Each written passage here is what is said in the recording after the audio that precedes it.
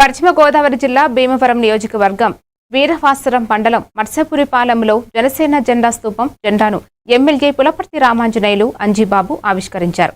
జనసేన పార్టీకి యువతే ప్రధాన బలమని, పవన్ కళ్యాణ్ యువతను నాయకత్వం వైపు తీసుకెళ్లేందుకు కృషి చేస్తున్నారని తెలిపారు. పార్టీ ఆశయాలకు అనుగుణంగా ప్రజా సమస్యల పరిష్కారానికి నాయకులు, కార్యకర్తలు కృషి చేయాలని పిలుపునిచ్చారు. కనీసం రోడ్ల మీద గోతులు కూడా పోల్చలేని స్థితిలో గత ప్రభుత్వం ఉంటే, మన ప్రభుత్వం వచ్చిన తర్వాత నేను 2014-19లో శాసనసభ్యులుగా ఉండగా ఈ గ్రామానికి రావటానికి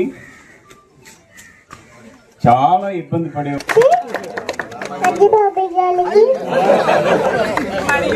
మరియు ఇక్కడికి వచ్చిన పెద్దలందరికీ స్వాతంత్ర దినోత్సవానికి దినోత్సవ శుభాకాంక్షలు.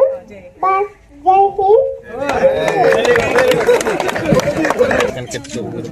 మదర్ తెరీసా గారి జయంతి సందర్భంగా జనసేన పార్టీ తరఫున మన అంగన్వాడీ పిల్లలకు ప్లేట్ వాయిస్ ఎమ్మెల్యే గారి చేతుల మీదుగా ప్రజెంట్ చేయడం జరిగిందండి.